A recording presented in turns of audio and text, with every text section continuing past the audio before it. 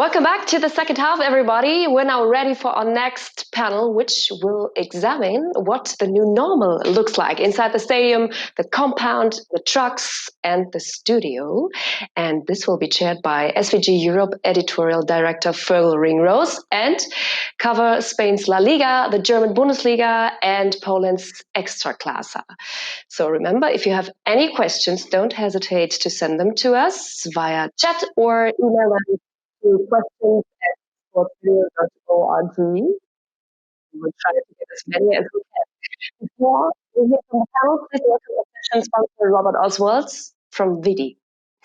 Hello everybody and a very warm welcome from Darmstadt in Germany, or as we say here in German, Guten Tag und herzlich willkommen. My name is Robert Oswald and I am Director Event Services with VIDI in Darmstadt. Since 5 years, we are now gold sponsor of SVG Europe. Since 2014, Sportcast is one of the major customers from VIDI. Since then, VIDI is operating the fiber network for the German Bundesliga for the first and second league. So where is the market position from VIDI? VIDI is between content and connectivity. Broadcasters have the need to deliver their live content with nearly 100% availability. On the other side, we have traditional telecommunication carriers which are providing high-quality fiber connections. And in between these two areas, this is where VIDI sees themselves. We do the content connectivity. We are supervising temporary and permanent networks. This is where all started. VIDI Events, one of the key pillars of the business from VIDI. We are doing events, major sports events and other outside broadcasting events since 15 years or more.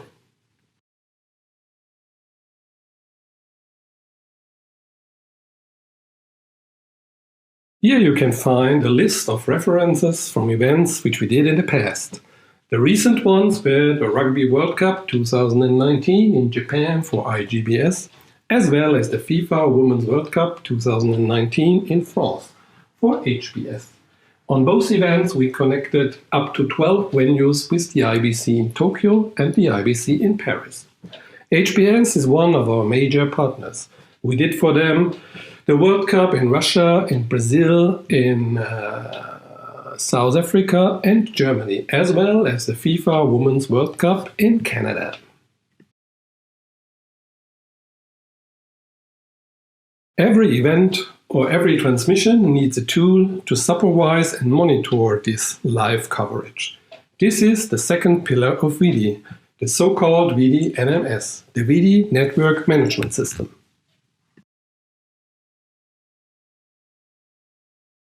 The VIDI NMS is our multi-tool for your network management.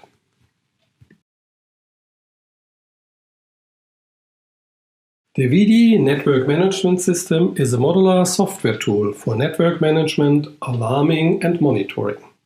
It has an open interface for adaptation and integration of third-party technologies, wherever it's necessary. So, what's your next move? We are more than excited to hear from all of you what's your next project, whether it's temporary or permanent. Just give us a call and let us discuss your needs, and we will see how we can find a solution that fits perfectly for your needs. Thank you very much for your attention. For more information, just visit our homepage on the www.vidi.eu or give me a call.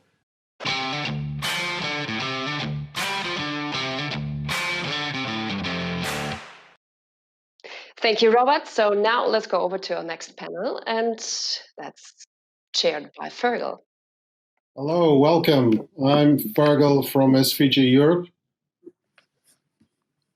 Welcome. Thanks, Katharina, and of course, thanks to VIDI for supporting this session. We're starting to see the different approaches of various leagues around Europe to live match broadcasting behind closed doors.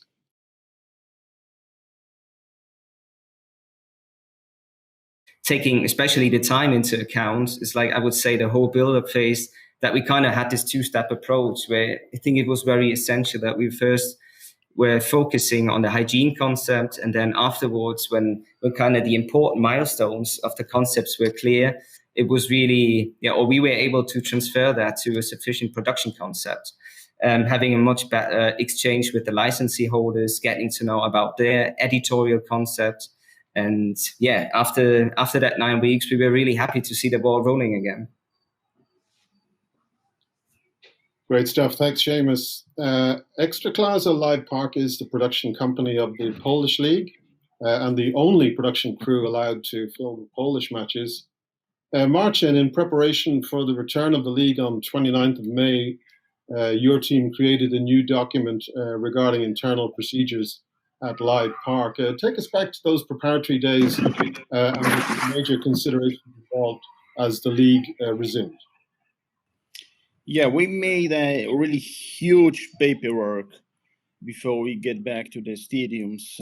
First of all, together with Ekstraklasa, we created a new media league regulations and the new marketing regulation. And the most important thing was a new match operations protocol, which is more or less 20 pages, all things regarding all media operation, all TV operation, and the sports operation also.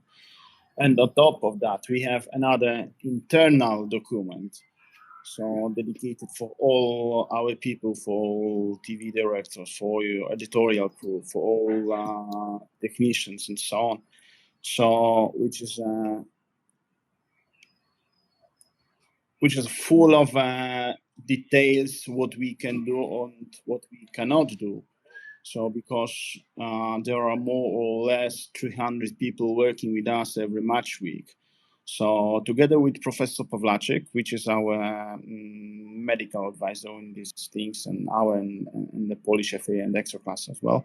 So we have decided to test all our crew 1 week before league starts. It was the most important thing. Then the second phase of tests is already done yesterday. Just we are ready for the another 7 match weeks left. Safety first. This is already the most important thing. And we, as a Live Park, we are the only one that can be on field during the game, which means that photos and other things, other people cannot be behind the goals, or just we are the only one available to be there. So this is very important. So of course we are cooperating with our shareholders, with our broadcasters, which is a Canal Plus and TVU. So all reporters are also in the same procedures as we are. So honestly, just we have produced so far 4 match weeks, and nothing that is behind us. 7 match weeks left, and we're really forward there. It's going to be a really good time for us. Let's move on to LaLiga. Mediapro is, of course, the official partner and host broadcaster. LaLiga came back 1 week ago, actually, behind closed doors.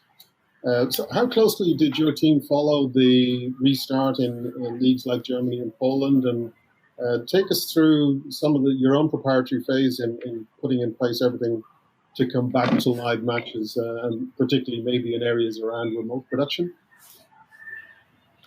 Well, obviously we are always looking for innovations, and this includes keeping an eye on other sports producers,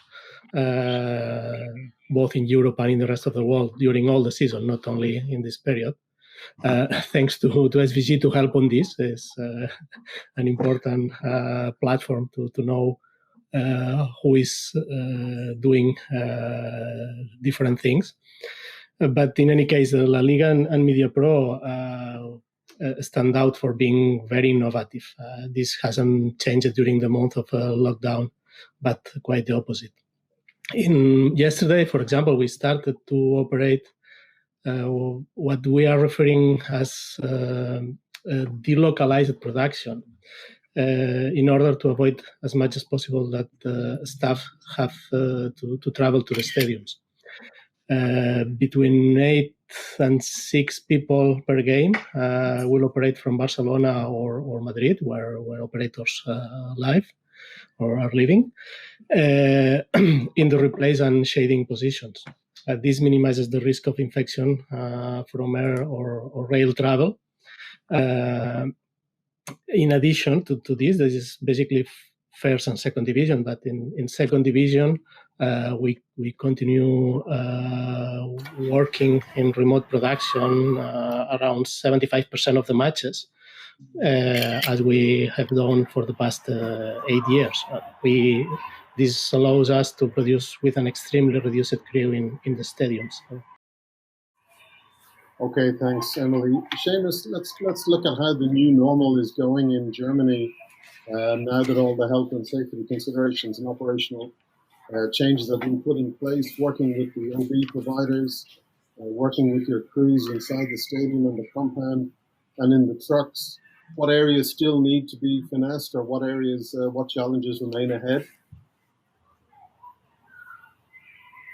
Well, so far we played 7 from 9 match days successfully. So meaning we already have over 120 productions with the new concept. So I would say there is a certain routine, there is a certain standardization already. And what I can say, or what we can say, is that the changes to the setup, they have been very well received so far. I think it's very important to say that it is part of our ecosystem to have a very close cooperation, as you said, with the OB providers, with the technical providers. And therefore, we did a lot of, let's say, little things that turned up to be a very profound concept. For example, on an individual level, we analyzed the different room situations. So on every truck, we had a look at the installation of the different partition walls, the seating concept, anything that had to do with the reduction of workplaces. In every production, or every production, we have a so-called hygiene tent. That's what we call it. It's a sort of hygiene station, which is on every TV compound to guarantee regular hand washing, disinfection of hands. We provide the necessary hygiene materials. So, for example, the face masks. We also provided new headsets, for example, for directors, the cameraman, the slow-mo operators. And I think it really, sums up that if you really take the general hygiene and the distancing measures as a key, is what you really end up with, that you really focus on the health issues. And then, of course, you get something that then is very well received by freelancers and by the OB providers as well. At the same time, I would say it was really important that we also wanted to guarantee, let's say, the right individual level, or the right individual perception maybe of the security. We wanted to keep the personal motivation as high as we could. And therefore, it was very important to, of course, have this exchange, to have a continuing dialogue with the event providers. And then we could, let's say, slightly do rearrangements from match day to match day. For example, we installed a recreation area after the match day 26, which then especially gave the OB staff the chance to take off the face mask, to have a better relaxation. We installed after the match day 28 some flexible partition walls on the press stands for the live commentaries, and also in order to give them the chance to take off their face masks for or during the live commentary. So it's all, I would say, little changes, and it's very important in the whole process to really keep the dialogue up with the OB providers and with the freelancers, of course. Today, we've heard from everyone from LaLiga, from Bundesliga, from Ekstraklasa, and from Premier League about production behind closed doors with, of course, no crowds. From tomorrow, Marcin, you are going to have crowds in the Polish stadiums. It must be very exciting. I think it's up to, 25% of people coming back. That's a big new challenge for everyone involved in your team. So my God, it's a really big challenge for us because so far we had empty stadiums in last 4 match weeks. We felt like kings of the stadium because we are allowed to put the cameras in any position we wanted. So now we have many talks between us and clubs. It's because of the zones in the stadiums. For those who don't know about it, so the stadiums are divided into 4 zones. Zone 1 is a players area, which is locker rooms and benches, and the tunnel. And the area around the pitch. The Zone 1 is dedicated to Live Park, which is a TV compound, a TV tribune, which does not mean a media tribune. And the Zone 2 is other tribunes, and Zone 3 is behind the stadium. So now, once you have, for example, offside cameras between the fans, you need to find the good access roads, because regulation says that the access roads cannot crisscross. So you have a big issue how to get to the camera position. This is a really important thing for us. And just, of course, we found some solutions. Thanks God, this is only 25%. But telling the truth, I expect sooner or later there's going to be 50% people, 75% people.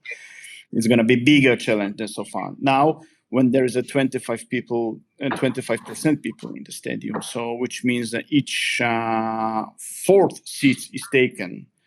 So now we still have some space to get to the cameras. We still some space for the operators, because following the protocol, there must be 5 seats, top and bottom, right and left space.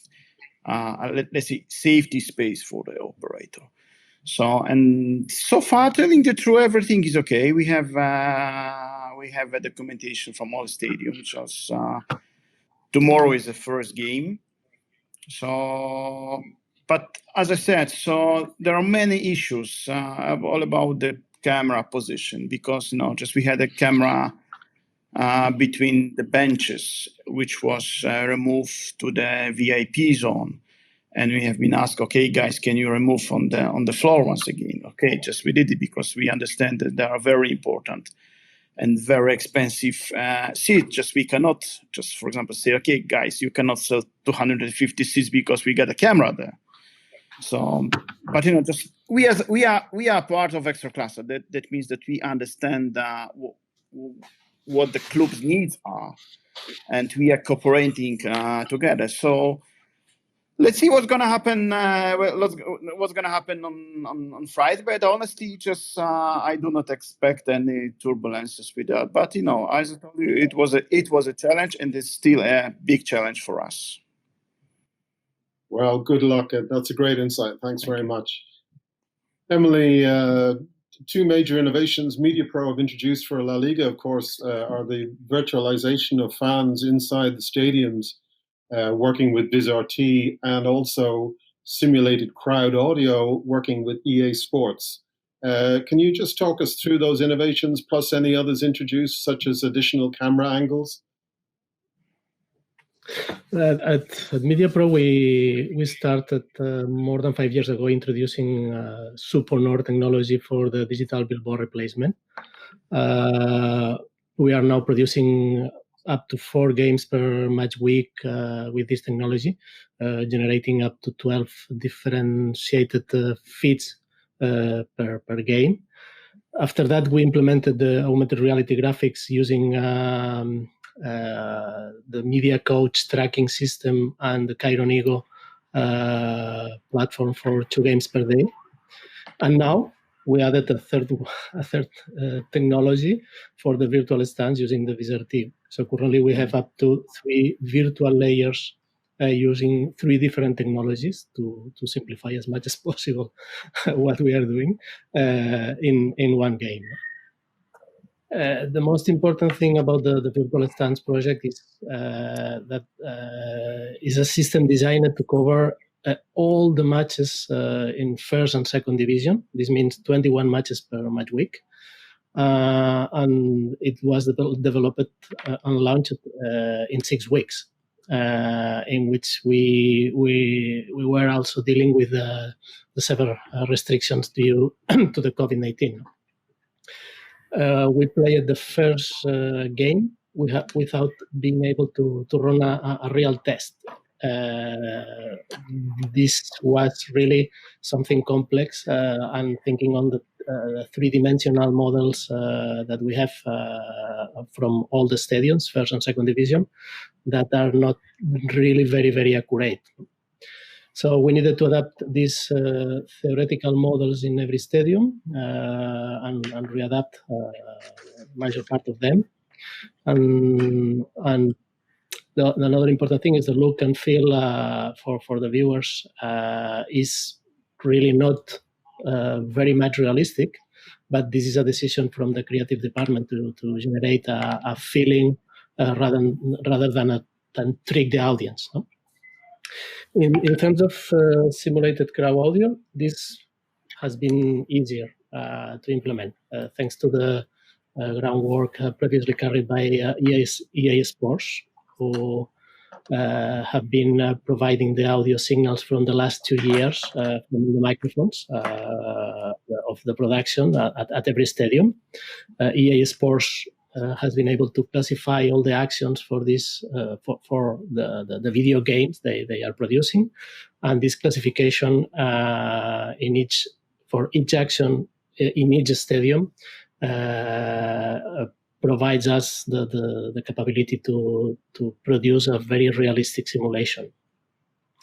Related to the cameras, we needed to adapt some cameras to the restrictions to assure the social distance with the players and so on, and trying to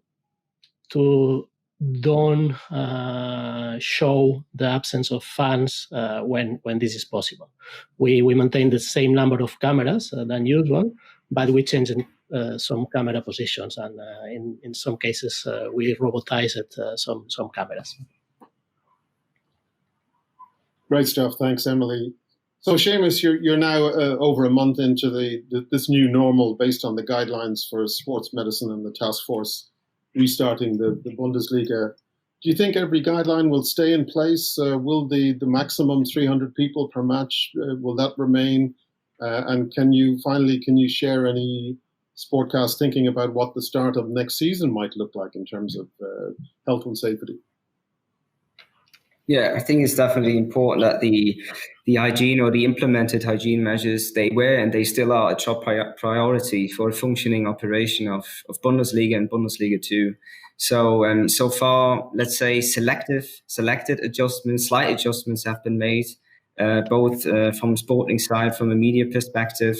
But in the essence, really the concept remains the same and will definitely be maintained until the end of the season, as it is part of a special production concept. I think it will be very important to see, especially concerning the next season, how the further development of the pandemic will evolve. Will there be any changes? And of course, do the requirements of the government change? So this is also then really, I think, a huge issue, a big part. Speaking of the stakeholder management, you asked me about in the first question. And I really think we have to be open for any requirement that comes in, anything that comes in from the stakeholders, whether it's from a customer perspective, whether it's with regard to hygiene concept, whether it's with regard to the production concept itself.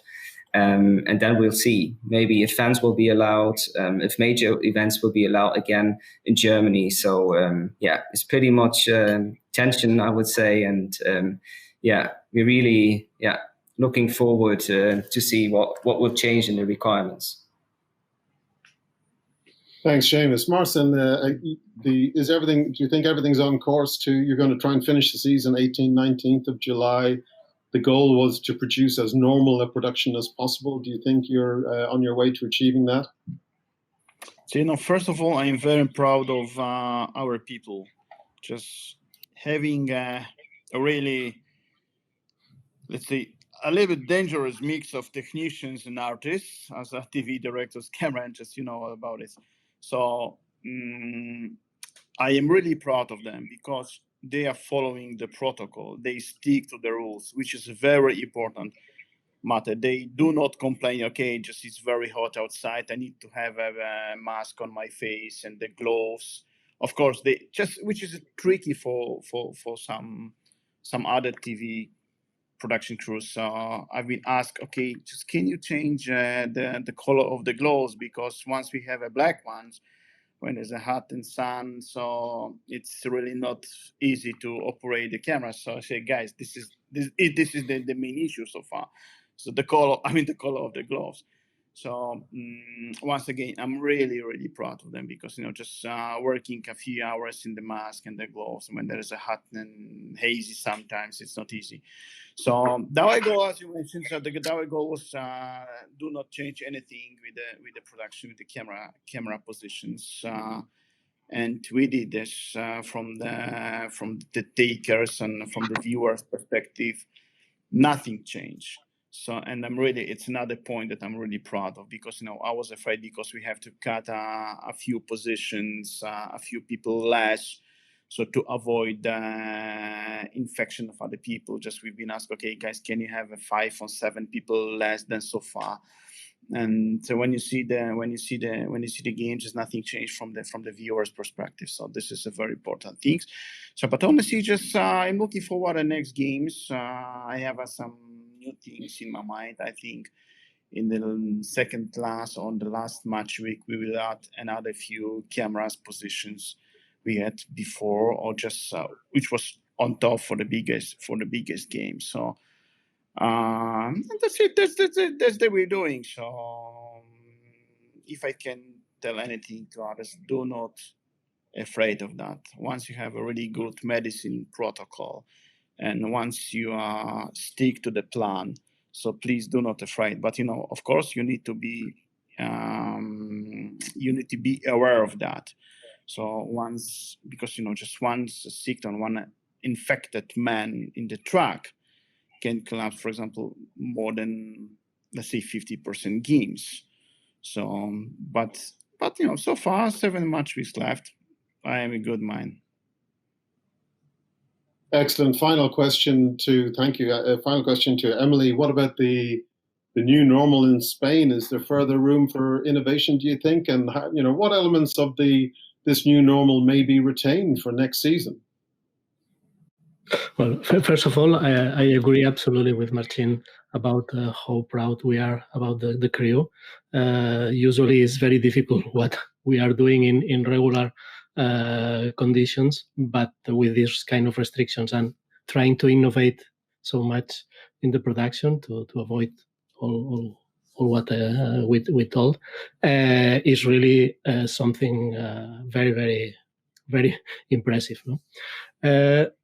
Well, the new normality, nobody knows what we will see.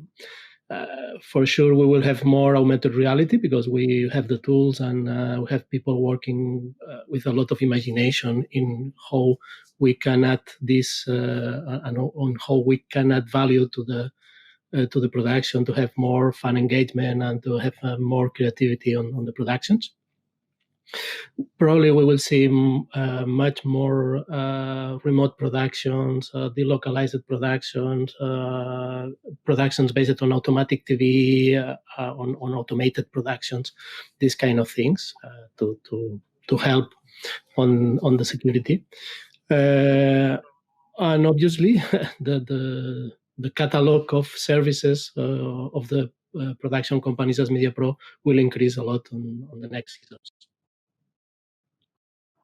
Thank you, everyone. I think it was important to try and get all the insights from the 3 leagues. It does mean we've run out of time for Q&A. Unfortunately, we do have some questions and some good questions, and we will get back to those offline. Apologies that we didn't have time to get to them live today, but I think it was important to hear from you guys. And thank you very much again for your time, to Emily, Marcin, and Seamus.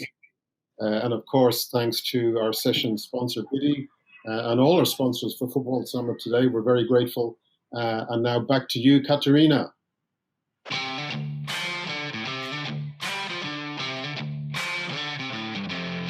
Thank you very much, Fergal, and thanks, and big thank you to all the panelists. Very interesting, right? Those insights to hear about the work that was put into because of the health and safety challenges to get live football back on air. And while that, keeping up the quality of the television experience people are used to. Now, let's move on to our second case study and welcome TVU Networks, Unitea, Oriel Ikat, and Matt McEwen with their guest, Jordi Gaya from TV3, and they will talk about fan engagement and connecting fans remotely to live football shows.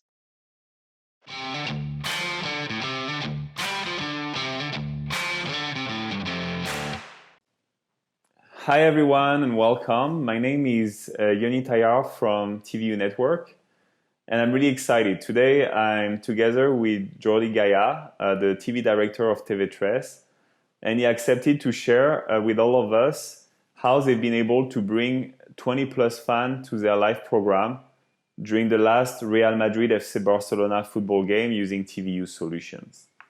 Needless to say, for the fan, it's been a pretty amazing experience to be able to be live on TV and social media for almost 2 hours during the whole game. But also for TV3, it's been pretty unique in terms of like audience engagement. Okay, so that's why Jordi accepted to share this with all of us. Before that, a few words about TVU. We are a company based in the US with also headquarters in Europe, Barcelona, and Shanghai in Asia.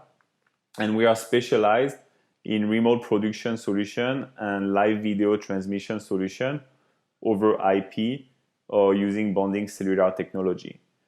In the case of TV3 for the Clásico last March, they've been using our TVU Anywhere mobile app that works over cellular bonding together with physical receivers to receive the live feeds from different fans at the same time. So Jordi is now going to present you how they achieved the whole operation, and then I will explain you of other solutions that we've been developing during the last 3 months to even go a step further in terms of fan engagement and remote production. Hi everyone, I'm Jordi Gaya, TV director from TV3, Cataluña's national TV. I have recently been working with TVU Anywhere in a new TV show experience for our sports channel. We used TVU technology to contact with fans who were planning to watch the last Madrid against FC Barcelona match at their homes. 2 weeks before, we contact each one of the fans to inform what we want to do, to explain their needs to make the connection possible. Initially, the first question was what kind of mobile phones they had, because it was the key for the connection success. Then they had to download on their phone TVU Anywhere app. At the same time, we created for each fan an access code token between their mobile phones and our platform, because it was better to organize it in our comment center. We made some instructions in PDF to make the process easier for them. App links download, use earphones, place the mobile on horizontal position. It's better for us in the TV show. And as we had to do much fans to contact. Some of them, just by doing that, they succeed to connect. We had to contact by phone with many of them as they required assistance. Next step was to accept token request in the command center and start talking to them through TVU Anywhere to make sure all was okay, like signal and audio, video.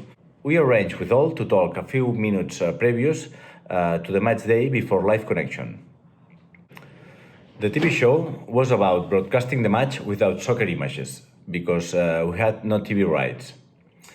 A TV reporter spoke about what was going on during the match and at the same time was contacting through TVU Anywhere with some of the fans to know their reactions in order to interact with them. Our production team, it was about 3 people, were working on it. One was making the calls by phone with each fan to open the app. The second was contacting and checking by the command center if all was okay to get ready to be alive on the TV show and waited for the reporter to contact him for questions. You must be on standby. And the last one switched the TVU signal on air, on a multi-screen composition, like that. Usually we had 4 TVU signals on air at the same time. Finally, we made 21 connections during 2 hours of match, which in my opinion, it's not viable and maybe too expensive with another usual satellite connection solutions. I think it was a challenge and a great TV experience. I hope this will help you in the future, and good luck. Bye-bye, keep safe. So thanks a lot, Jordi. And now, just a few seconds of video to show you the final result of the live program of TV3 during the last Barcelona-Real Madrid football game. Enjoy. I això és Esport 3, al minut a minut, seguint el partit amb vosaltres i a casa de moltes persones. Víctor Tomàs, ens fa molta il·lusió viure el clàssic amb tu. Bona nit. Els nens ja els tinc els dos al llit, o sigui que veurem el partit tranquil·lament. Escolta, Mònica Terribas, bona nit. Jo espero que marquin gol ràpid perquè vull resoldre que si no me n'aniré a dormir a les tantes. El Don Enric Barceló i el Ferran Piqué. Com esteu? Bé, bona nit. Molt bé, què tal? Bona nit. Jordi Grau, bona nit. Aquí, amb l'Autet al darrere, controlant el partit. Al Mòbil TV tenim l'última finestra, un bar. Txell Feixes, bona nit. On ets? Aquí veieu la gent que hem arribat i estava tot ple i no m'han deixat seure. Per tant, us seguirem escoltant des de l'hotel. És increïble. Okay, so you could see it was pretty fun for the fan to be live on TV. Now I have Oriol Icart with me, the technical director at TVU Network, and he's just going to explain, through a live demo, how TV3 was able to manage easily so many fans at the same time from many directions all around the world. Leave it to you, Oriol. They use TVU Command Center. Command Center is our cloud system to manage all our equipment. There is a feature inside called Token that is a way to create temporary pairing between phones and receivers. To create a new one is as easy to put the name and expiration date, it means until when this is possible, and all the receivers that are connected to that token. When you have your token, you can send it via email directly from the app, take the number, or just scan directly the code or send it via an image. When one person enters, you could have the access to accept, to deny, or to delete. For TV3, they use it a lot, as you can see, a lot of tokens. You can create as many as you want.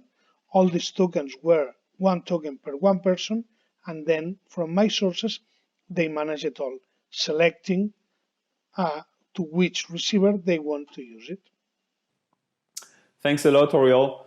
So now I hope everyone that with Jordi's and Oriol's explanation, you have a clear picture on how TV3 was able to bring so many fans live to the program during the last Real Madrid-Barcelona football game.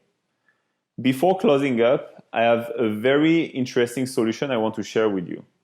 In the last 3 months of lockdown and now social distancing, TVU's engineers have been working on a cloud-based solution, fully cloud-based, that allowed fans, talents, and producers to interact together in real time with no latency using our cloud-based production platform. We call that features Party Line, and I have our VP of Product Management, Matt McEwen, who is going to give you a quick introduction. It's very useful in today's situation, and I hope you will enjoy it. This application is available on our website, and you can use it for free at least for 20 hours to give it a try, and you will see by yourself how incredible the new experience can be. One of the most exciting new solutions being introduced by TVU is our new Party Line function. TVU Party Line makes live production, even for the most inexperienced users, very simple. Party Line uses a familiar interface similar to a standard video conferencing system. Each remote guest transmitting to producer using TVU Anywhere can not only see and hear all the other guests on the TVU Anywhere interface, they can also hear program directors, who may not be part of the broadcast output, and can also see the program output with mix minus. This allows all talent to better interact with their fellow guests including the ability to see facial expressions and watch program output and/or clip playback. Latency of the interaction is very similar to standard video conferencing systems, so there is no awkward pauses for responses. TVU Anywhere transmission for the program still uses the IS Plus protocol, ensuring the highest possible quality and robustness for the program output. Partyline is the simplest and easiest way to add remote guests to a program with as little setup as necessary. This is why we believe that the function will launch the concept of social production.